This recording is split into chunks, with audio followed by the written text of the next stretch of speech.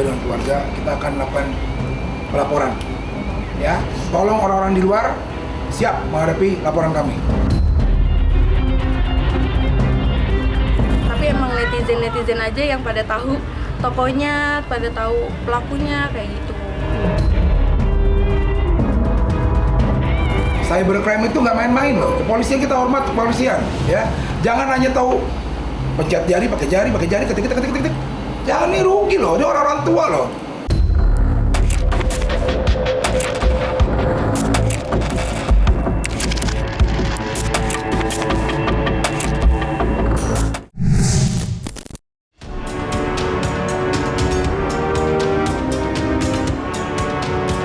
Sosok lelaki bernama Jor Sugama Halim belakangan ini benar-benar berhasil menjadi perbincangan panas lantaran aksi kekerasan yang ia lakukan terhadap Dwi Ayu Darmawati, seorang karyawati yang mencari nafkah di toko roti milik keluarganya. Pasalnya, aksi bengisnya itu sampai membuat Dwi Ayu Darmawati mengalami luka di daerah kepala. Karena aksinya itu, Jor sendiri sudah terduduk lesu di balik jeruji besi. Namun siapa sangka, hal itu bukanlah satu-satunya hal kurang mengenakan yang datang menimpa.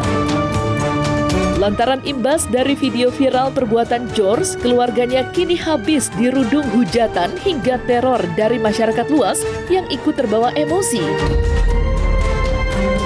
Seolah tak mampu lagi menahan rasa sedih dan takut, keluarga George pun mengambil langkah tegas dengan membuat laporan polisi terhadap oknum-oknum netizen yang sudah meneror mereka.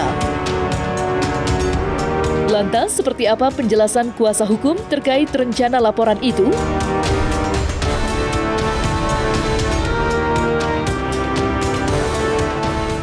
Pada intinya kita ada menemukan juga dengan keluarga, kita akan melakukan pelaporan. Ya, tolong orang-orang di luar siap menghadapi laporan kami. Intinya, tolonglah pakai hati nurani. Ini orang-orang yang memang melakukan usaha. Jangan kemana-mana. George sedang menjalani hukumannya. Undang-undang ITE ini nggak main-main loh, ya, nggak main-main. Jangan dianggap remeh. Stop, gunakan jarinya, ya. Berpikir lebih dengan nalar. Jangan ganggu toko ini ataupun keluarga sini. Saya hanya memperingati dalam arti secara hukum mereka ini dilindungi oleh hukum dan negara Indonesia dan negara hukum seperti itu. Sebagai manusia kan kita diperlakukan seperti itu pasti tertekan ya. Tapi saya percaya Tuhan kok. Tuhan baik. Semua ada hikmah. Saya taat beragama. Saya tahu manusia boleh menjas, tapi Tuhan tahu sebenarnya. Secara duniawi ya saya pasti juga ikut tertekan. Kadang saya di kamar ya saya merasa bersalah. Saya merasa seorang ibu yang tidak baik. Ya, tapi saya percaya hukuman dunia itu ada masanya. Sementara kalau hukuman Allah kekal. Lebih bagus dihukum dunia daripada dihukum Allah. Itu saja. Cybercrime itu nggak main-main loh. Kepolisian kita hormat kepolisian, ya. Jangan hanya tahu pencet jari, pakai jari, ketik. Jangan, nih rugi loh. Ini orang-orang tua loh. Tolong hargain dong ya. Jangan kalian anggap remeh loh. Akan dilacak semua nomor kalian ya. Ya, siap ya. Oke, itu aja dari saya. Saya pun tidak mau memperpanjang urusan ini karena sebagai manusia kita diajarkan saling mengasihi kepada kita punya Tuhan, juga kepada sesama manusia. Jadi tidak ada niat sedikit pun saya ataupun anak saya dan keluarga saya untuk menganiayai karyawan. Jadi saya mohon semua pihak yang sudah melihat video ini mungkin ya terpancing emosinya, tapi video ini sebenarnya secara implisit juga sudah terlihat. Dan kalau memang mau menyelidiki kejadian sesungguhnya, tidak demikian seperti apa yang dikata-katain di luar. Jadi saya minta tolong, saya berharap semua ini berjalan dengan damai. Lalu saya memang sudah meminta maaf kepada Ayu supaya masalah ini tidak diperpanjang gitu loh. Jadi Jos bukan orang yang jahat. Jadi jangan menjudge dia jahat. Orang yang memfitnah itu jauh lebih jahat.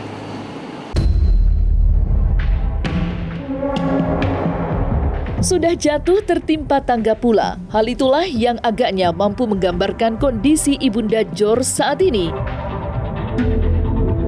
Ya, selain harus menyaksikan sang putra tercinta yang meringkuk lesu di dalam tahanan, Linda juga harus dibuat ketakutan dengan maraknya serangan-serangan dari masyarakat. Apalagi perbuatan kurang baik yang menimpanya tidak hanya terjadi di media sosial, tetapi juga di dunia nyata. Buktinya, kini ramai masyarakat berdemo yang menuntut Linda untuk menutup mata pencahariannya sebagai bentuk pertanggungjawaban atas aksi beringas anaknya, George. Padahal sejatinya, Linda sendiri tahu jika sang anak sudah melakukan kesalahan fatal dan ia pun tak sekalipun berupaya untuk menghalangi keadilan. Lantas, seperti apa luapan kesedihan Linda? Serta bagaimanakah pula bentuk penyerangan yang dilakukan masyarakat terhadap mereka? Banyak orang-orang mengirim online barang-barang COD, isinya barang-barang yang tidak pantas lah, itu nggak bagus lah ya. Tolonglah kayak gitu-gitu, carilah pekerjaan lain lah yang lebih positif. Ini kan nggak positif, ya. Jangan hancurin hidup orang lah, itu aja dari saya sih. Saya tambahin, jadi barang-barang yang tadi dibilang kan saya Mikael itu seperti pempes, terus celana dalam yang ukurannya juga besar, terus bra yang ukurannya besar, dan itu memakai nama George. George sekarang kan berada di rutan Polres Jakarta Timur, dan atas nomor HP ibu ini gitu loh. Ya, pakai nama HP saya. Hari ini juga ada 2 demo, pertama jam 10 pagi, terus yang kedua jam 2 siang. Kita sudah kemarin melakukan langkah pelindungan hukum. Jadi hari ini memang kita minta untuk ada pendampingan dari Polres Jakarta Timur dan Polsek Cakung. Jadi kami minta masalah pidana Jos itu adalah masalah pidana pribadi. Tidak ada hubungan dengan toko, tidak ada hubungan dengan SARA, tidak ada hubungan dengan masalah yang lain. Jadi kami tidak pernah menghalangi, menutupi kasus Jos, dan kami mengakui salah untuk itu. Dan marilah kita kawal proses ini sampai ada putusan yang ingkrah. Hal seperti ini kan sebenarnya bukan kesalahan toko kami ataupun kesalahan saya, personal dari George. Dan itu kami sudah serahkan kepada pihak yang berwajib. Dan penasihat hukum.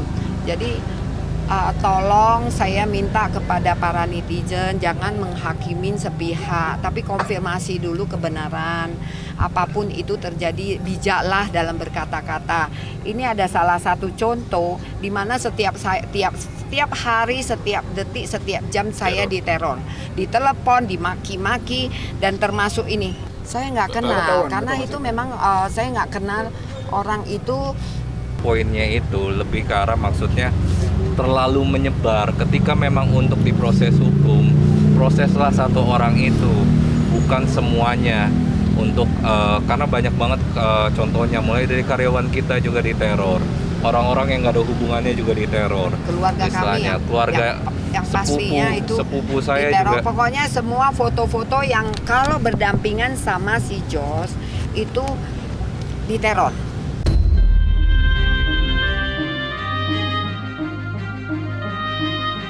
Kasus viral penganiayaan yang dilakukan George Sugama Halim memang tidak ada habisnya menjadi bahan perbincangan. Dan keluarganya pun kini habis diterpa caci maki dan cerca. Oleh karena itu, Linda selaku ibunda dari George Sugama Halim pun buka suara tentang siapa sosok korban sebenarnya. Di mana ia mengaku Dwi Ayu kerap kali membuat kesalahan selama bekerja. Sontak saja, hal itu pun langsung dibantah tegas oleh Dwi Ayu. Menurutnya, apa yang diucapkan Linda benar-benar jauh dari kenyataan. Justru ia membuka tabir baru bahwa Linda kerap kali menyalahkan karyawati bila toko roti tengah sepi pembeli.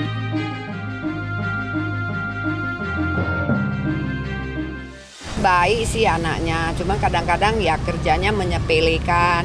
Misalnya kalau dia itu kadang-kadang ya ada yang tidak dikerjain dan Kurang sebagainya teliti lah, lah. kurang teliti lah. Akhirnya kan juga setorannya selalu kurang gitu loh. Ketika saya menegur, dia menjawab, emang ibu tuduh saya ambil dan sebagainya. Saya bilang bukan soal tuduh, tapi itu kan sudah ada pembuktian dari report daripada sistem itu gitu loh. Report itu sekian, harusnya dia setornya sekian gitu. Nah itu yang terjadi gitu. Kalau uang setoran tuh selalu emang dapetnya segitu, saya setorin segitu. Kayak gitu. Kalau emang ada minus, kalau dia mau potong gaji. Tapi selama saya kerja di situ, saya nggak pernah dipotong gaji, malah saya dikasih duit insentif tambahan. Jadi dia tuh selalu kayak kok duitnya segini doang, kok dapetnya segini doang kayak gitu. Ya saya ngomong dong kayak emang dapetnya segini bu, mau gimana lagi kayak gitu kan. Dia juga selalu nuduh ke karyawan, ke teman-teman saya kayak bilang ini toko sepi gara-gara kalian kayak gitu. Mana kenapa gara-gara kita kayak menyalahkan gitu. Iya, karyawan. teman-teman saya juga kayak kok salah kita sih kayak gitu. Just melakukan ini sebenarnya pasti ada pemicunya. Kamu tahu kan ada sebab dan akibat. Orang kerja saya kan bukan cuman Ayu, tapi kan kenapa Ayu bisa terjadi seperti itu, pasti ada sebabnya gitu loh. Jadi jangan menjudge sepihak kepada kami gitu. Kalau pelemparan itu ke saya aja, tapi kalau ucapan kayak verbal itu ke semua.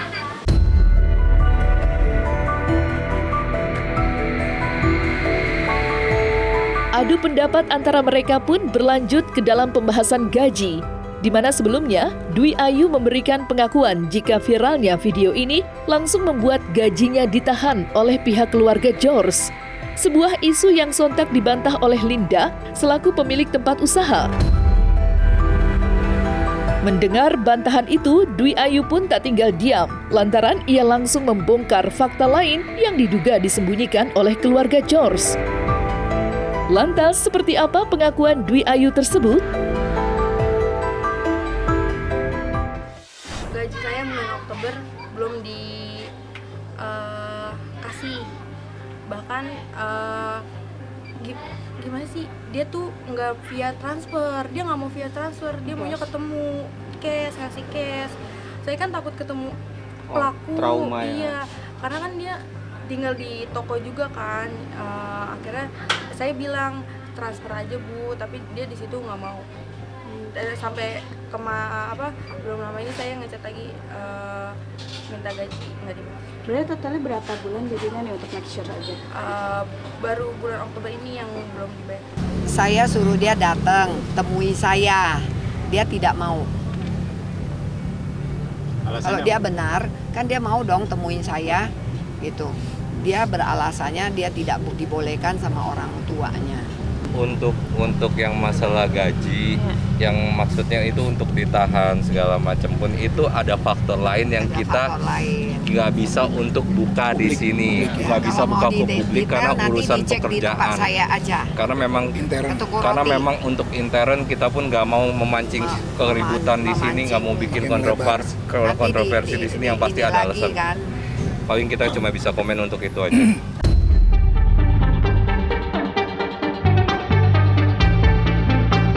Tak dapat dipungkiri, kontroversi aksi penganiayaan yang dilakukan oleh George Sugama Halim masih penuh dengan tanda tanya. Apalagi pengakuan Linda belum lama ini menguak fakta jika dirinya sempat menemui aral terjal dalam perjuangan mencari keadilan. Namun sebaliknya, pihak George pun membantah itu semua. Sontak saja, adanya pro dan kontra pun tak bisa dihindari. Apalagi, mana yang fakta, mana yang rekayasa, masih melebur satu dalam sebuah tanda tanya. Lantas, seperti apakah pandangan hukum terkait polemik ini? Serta apa pula harapan para advokat?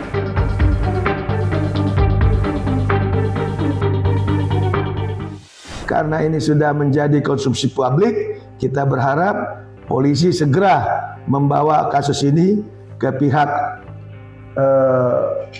pengadilan untuk disikapi sehingga dugaan-dugaan bahwa anak ini kebal hukum itu bisa terbantahkan. Karena kita tahu adanya nama Ajas Equality Before the Law.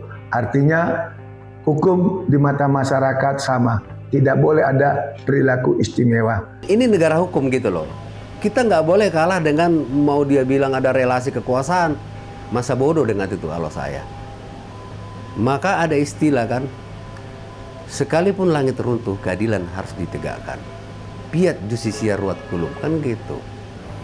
Vox populi vox dei, suara rakyat suara Tuhan, itu jangan dimarginalkan. Pertahankan ajas-ajas itu, bos. Itu loh, jadi nggak usah lah terpengaruh dengan, wah saya mendengar juga itu kemarin tuh, saya nggak bisa dihukum. Loh, ini negara hukum, bos. Siapapun bisa dihukum. Pejabat kita jadi hukum kok, jenderal sendiri dihukum kok, kalau itu melakukan pelanggaran hukum. Itu makanya harus dikawal. Namun yang perlu kita soroti dan kita harus pastikan bagaimana proses ini bisa sampai di persidangan. Jangan sampai adanya yang namanya perbedaan dalam hal perilaku, dalam hal penanganan di pihak kepolisian. Sebagai contoh, ada dugaan anak ini melalui kuasa hukumnya dimungkinkan akan mengajukan penangguhan penahanan dan seterusnya dan seterusnya. Nah, sampai detik ini juga kita lihat di dalam pers kompres tidak ada anak tersebut menggunakan baju orange, masih tetap hanya berkaus oblong. Itu bagian daripada yang wajib kita lihat kenapa ada perilaku atau perlakuan istimewa. Dan ini perkara ini saya bilang, tolong diawasi nanti sampai P21 dinyatakan lengkap, disidangkan. Yang paling utama di persidangan, Anda jangan awasi di sini. Nanti kita lihat akhirnya gitu loh. Seperti apa?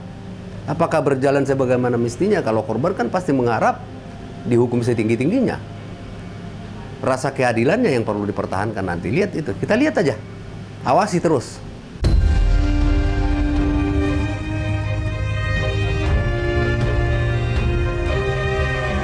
Nah, selesai sudah Cumi Lovers, saksikan terus Cumi Camp In-Depth.